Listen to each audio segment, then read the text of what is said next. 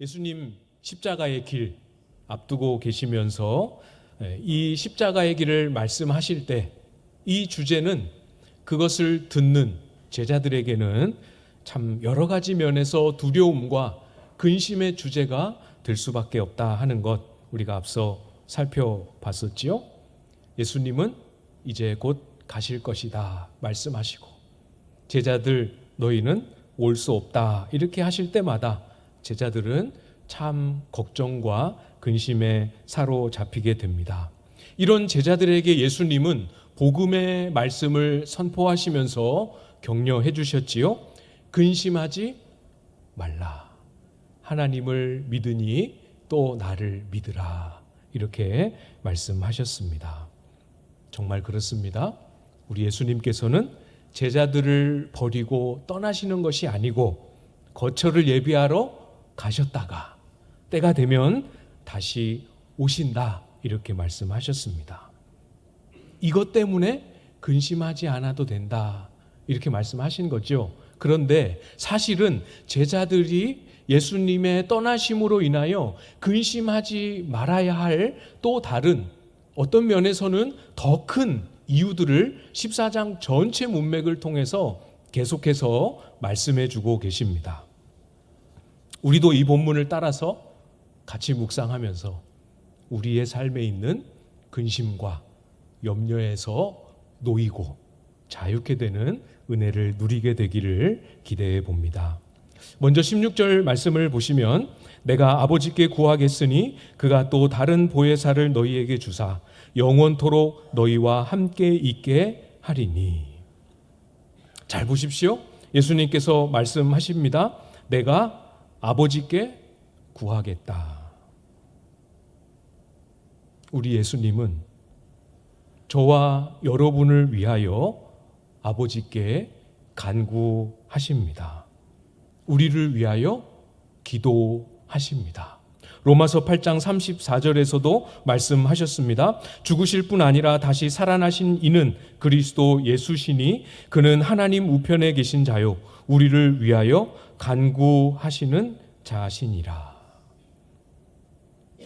나보다 나를 더 잘 아시고 내 생각보다 나에게 무엇이 필요한지를 더 잘 아셔서 내가 스스로 이것이 필요합니다 주십시오 말할 수 없는 것까지도 미리 아시고 우리를 위하여 아버지께 구하십니다.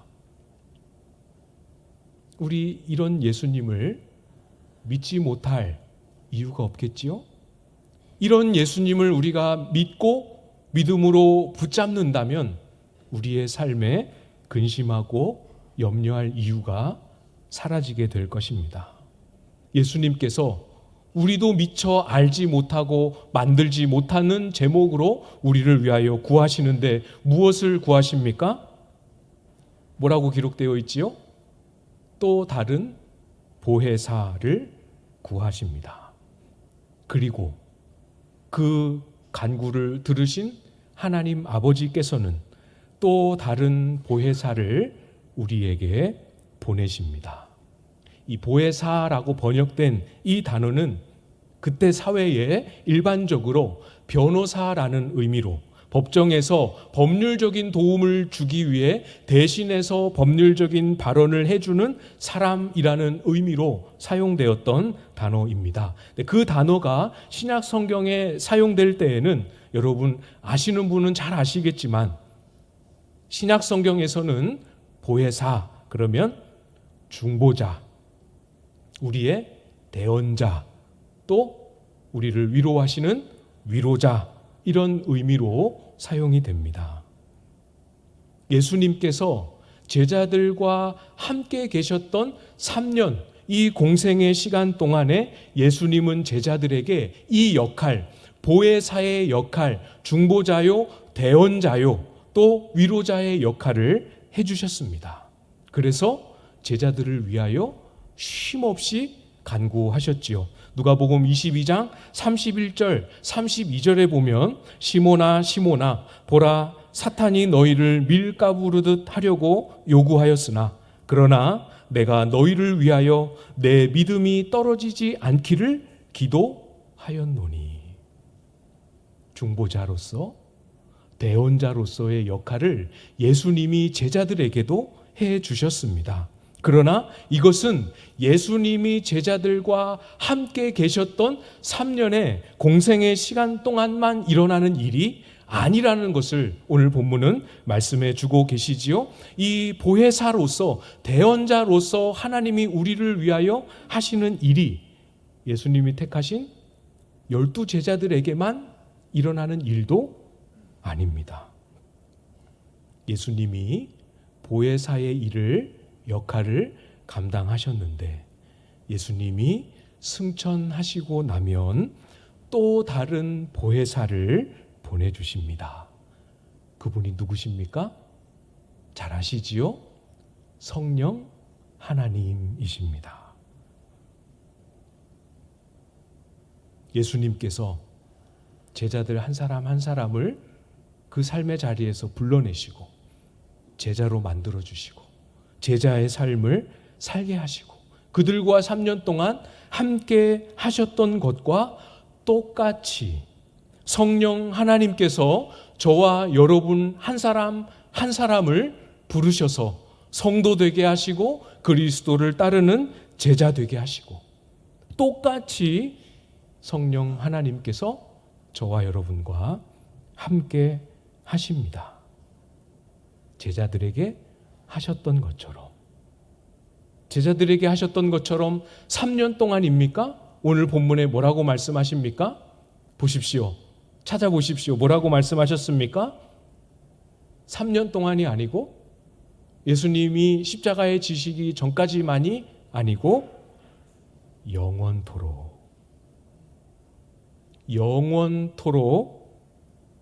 함께 하십니다. 믿으십시오. 우리가 젊을 때나 나이 들을 때나 우리가 왕성하게 섬길 수 있을 때나 기력이 약해져 섬김을 옛날만큼 못할 때나 약할 때나 강할 때나 신실할 때나 믿음이 흔들릴 때나 변함없이 영원토록 우리와 함께 하십니다. 우리의 대언자가 되어 주십니다. 우리가 흔들릴 때 우리를 위하는 중보자가 되어 주십니다. 그러니까 근심하지 마십시오. 낙심하지도 염려하지도 마십시오. 주님 부르시는 날이 가까워 오는 것 때문에 근심과 두려움이 있는 분들도 여기 계시죠? 똑같은 이유로 걱정하지 마십시오. 또 다른 보혜사이신 성령께서 영원토록 함께 하십니다. 죽음이 우리를 이 땅에서 갈라놓을 수 있지요. 죽음이 우리를 사랑하는 사람과 가족들과 갈라놓을 수 있습니다. 그러나 죽음이 성령 하나님의 영원토록 함께 하심으로부터는 절대로 갈라놓을 수 없습니다. 염려하지 마십시오. 두려워하지 마십시오. 오늘 본문에서 예수님은 제자들의 이 육안, 시야에서 사라지는 길로 가십니다. 그렇지만 또 다른 보혜사이신 성령 하나님께서 예수님께서 하셨던 그 역할을 충만하게 행하여 주시게 되지요. 구체적으로 17절에 말씀하십니다. 17절 말씀 우리 여러분이 한번 읽어 주시겠습니까? 17절 시작.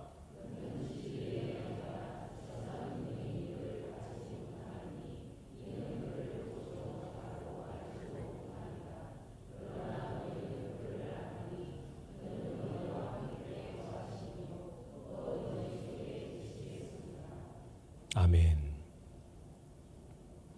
성령 하나님은 오늘 17절에 말씀하신 것처럼 진리의 영이십니다.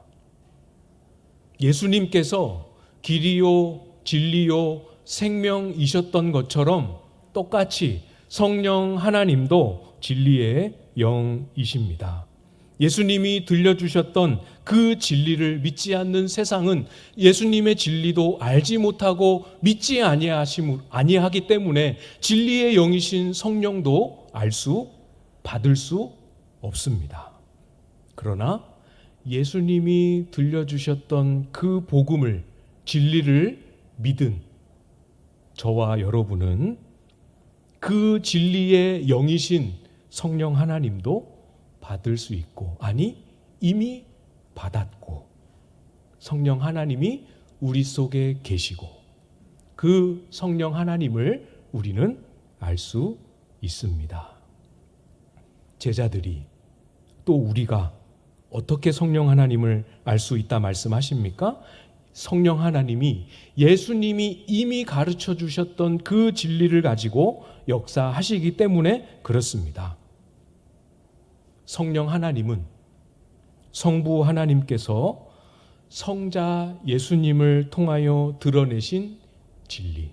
다시 말씀드릴까요? 어렵습니다. 잘 귀 기울여 들어보십시오. 성부 하나님, 아버지 하나님께서 예수 그리스도 성자 하나님을 통하여 드러내셨던 그 진리 안에서만 역사하십니다.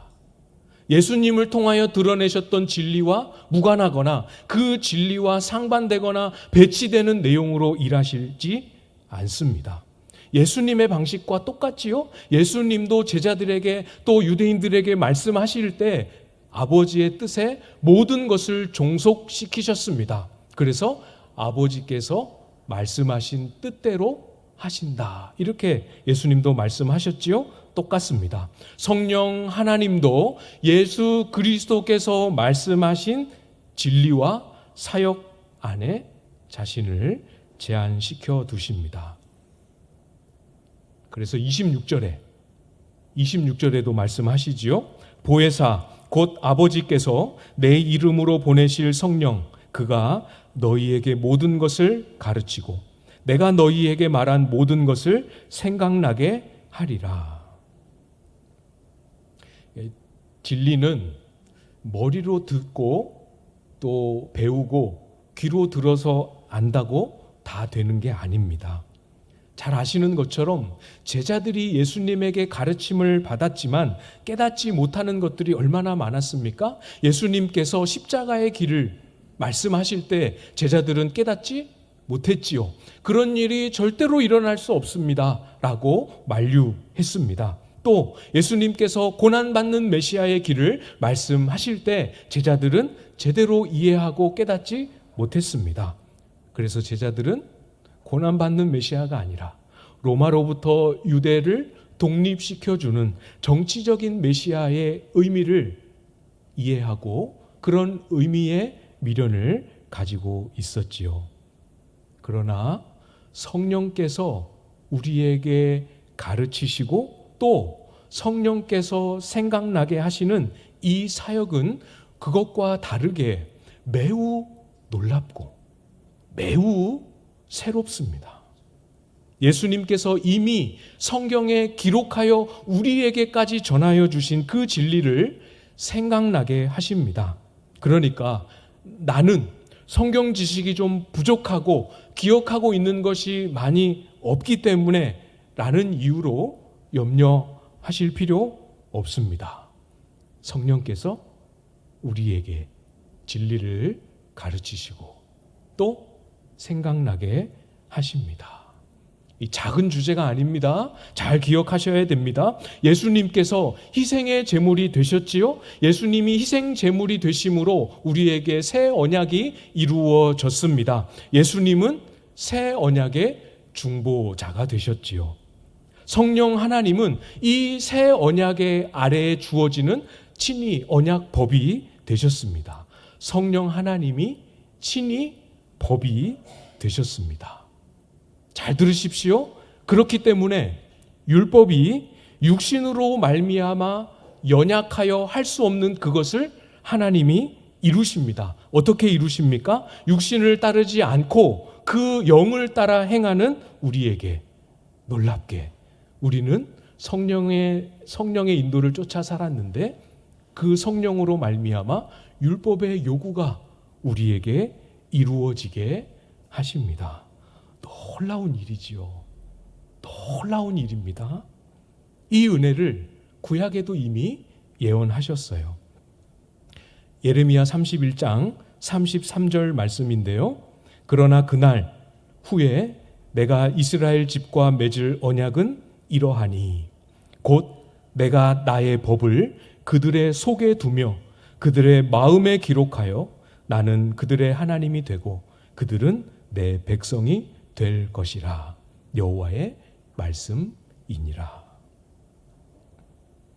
법을, 주님의 법을 우리의 마음 속에 두시고 기록하신다 말씀하셨습니다. 새 언약을 맺은 새 언약 백성된 자로서 그러면 새 언약은 어떤 삶을 살아야 하는가 하는 것을 우리 속에 기록해 주십니다. 우리의 마음에 기록해 주십니다. 기록만 해 주시고 알게만 하는 것이 아니라 자원하게 하시고 순종할 수 있는 힘을 우리에게 공급해 주십니다. 성령께서 가르치시고 생각나게 하신다라는 말 속에는 이 모든 의미와 실체가 다 담겨 있는 것이지요.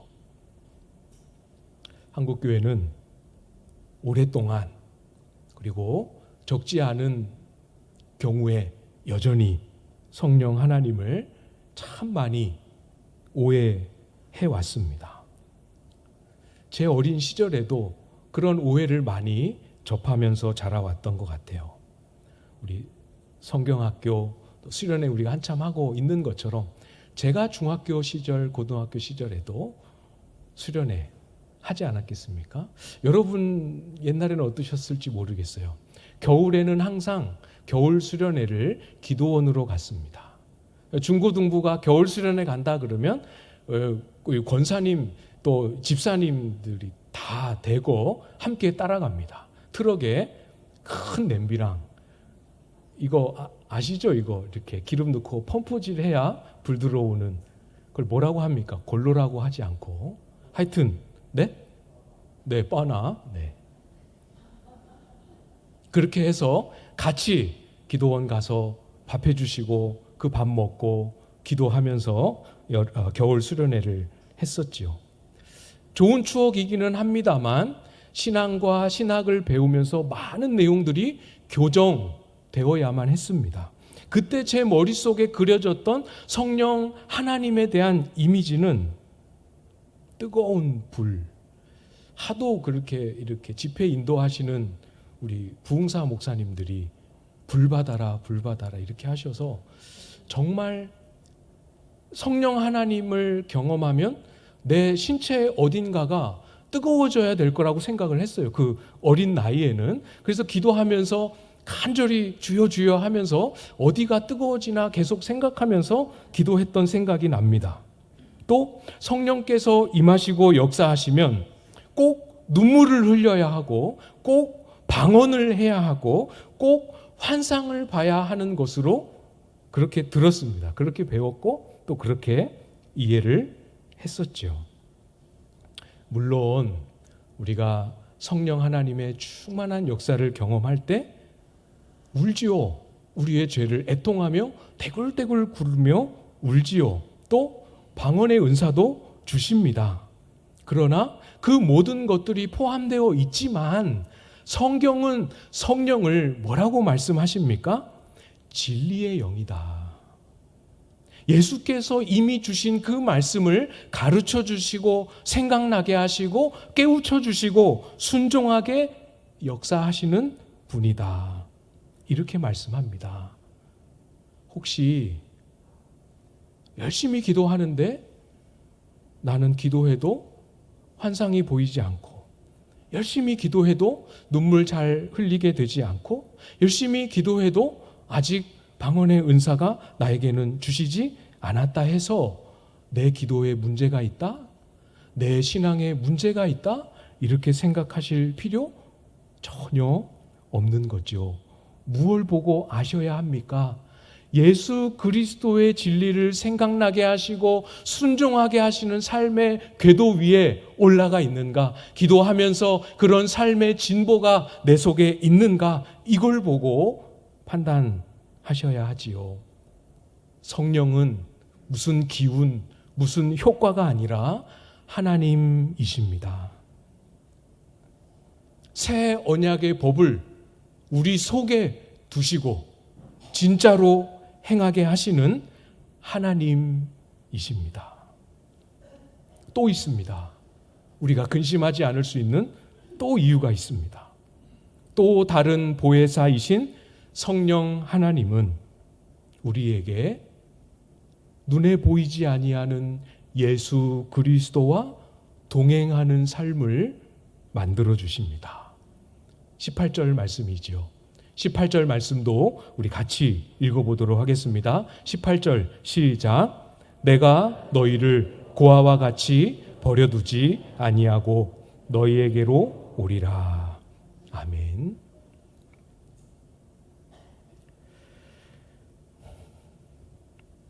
하나님을 떠나 죄 가운데 있는 인생은 고아와 같습니다. 부모의 돌봄이 간절히 필요하고 부모의 절대적인 보호와 지지가 필요하지만 어디에서도 만날 수 없습니다. 그 두려운 세상 속에 혼자 덩그러니 남겨진 고아와 같습니다. 누가요? 하나님을 떠나 죄 가운데 빠진 인생이 그렇습니다. 그래서 말은 그렇게 하진 않아도 그 마음 깊은 곳에 말로 다 표현할 수 없는 불안함과 두려움과 근심을 가지고 살아갈 수밖에 없지요. 어떻게든 살아보겠노라고 그 거대한 세상을 향하여 이겨보려고 발버둥치고 애써보지만 세상을 감당할 만한 능력이 없습니다. 좌절하고 무너지는 일밖에 경험되지 않지요. 이 거대하고 두려운 세상 앞에서 위축되고 힘없고 그래서 무력하고 두렵고 불안하며 자신 없는 그런 우리에게 참 고아와 같구나. 그러나 내가 이제 너의 아버지가 되어 너에게 오겠다. 고아와 같이 버려두지 않고 우리에게 오시겠다 약속하셨습니다. 오실 뿐만 아니라 돌보십니다. 오실 뿐만 아니라 우리와 함께 하시고 우리의 인생의 모든 걸음을 책임지십니다. 눈에는 안 보이지요. 우리를 돌보시는 예수님의 손길이 우리 눈에는 안 보입니다. 그러나 또 다른 보혜사이신 성령께서 예수님의 말씀을 그 목소리를 생각나게 하십니다. 성령께서 예수님의 말씀을 행하게 하십니다. 우리 안에 계시는 성령께서 예수님의 말씀에 순종하게 하실 때 순종하게 되어지는 그 자리가 바로 주님과 동행하는 자리, 주님이 함께 하시는 자리, 보이지는 않지만 예수님이 경험되는 자리로 바뀌어집니다. 그것이 21절의 말씀이지요. 21절 나의 계명을 지키는 자라야 나를 사랑하는 자니 나를 사랑하는 자는 내 아버지께 사랑을 받을 것이요 나도 그를 사랑하여 그에게 나를 나타내리라. 성령께서 역사하심으로 예수의 계명이 생각나고 예수의 계명이 우리의 마음의 소원이 되고 그 계명을 따라 행하게 될 때 그 자리에 예수 그리스도께서 나를 나타낼 것이다 약속하셨습니다. 우리와 성령 하나님이 함께 하나님의 말씀에 순종할 때 성부 하나님이 그것을 보시고 그곳에 사랑을 부으십니다. 성자 예수님이 그것을 보시고 그 자리에 사랑의 열매를 나타내시고 자신의 형체를 드러내십니다. 아무도 예수님을 눈으로 보지 못했지만 예수님을 경험했다 고백합니다. 아무도 예수님을 손으로 만지지 못했지만 나는 예수님을 만났노라, 예수님을 영접했노라 고백하는 역사가 일어나게 되지요. 성령께서 우리 안에 거하시고 성령께서 우리 안에 행하시는, 또 약속하신 이 놀라운 일들 하나도 빼놓지 마시고 기억하십시오. 신뢰하시고 염려하지 마십시오. 끊임없이 세상은 우리를 부딪혀 올 것입니다. 아니야, 틀렸어. 그것은 교회에서나 하는 말이지, 성경에나 있는 말이지. 세상은 돈이 있어야 평안해, 건강해야 평안해, 성공으로만 평안을 얻을 수 있어. 끊임없이 지속적으로 우리에게 이야기하고 다시 우리에게 염려를 불러일으킬 것입니다. 그래서 세상이 말하는 그것들이 우리의 삶에서 멀어지거나 작아지면 또다시 염려와 불안이 찾아오고 불일 듯 일어나게 되지요. 그러나 그것을 아시고 예수님이 또 말씀하셨습니다. 세상이 줄 수 없는, 세상이 주는 것과는 다른 평안을 약속하셨습니다. 27절이지요. 이것도 우리 같이 읽도록 하겠습니다. 27절 시작. 평안을 너희에게 끼치노니 곧 나의 평안을 너희에게 주노라. 내가 너희에게 주는 것은 세상이 주는 것과 같지 아니하니라. 너희는 마음에 근심하지도 말고 두려워하지도 말라. 아멘. 이 말씀을 붙잡으십시오. 건강이 조금씩 쇠하여져도 평안은 쇠하여지지 아니하는 놀라운 은혜를 경험하게 하실 것입니다. 물질이 궁핍해지는 삶의 고비를 지날지라도 놀랍게 우리의 마음이 흔들리지 아니하는 시간을 우리에게 허락하실 것입니다.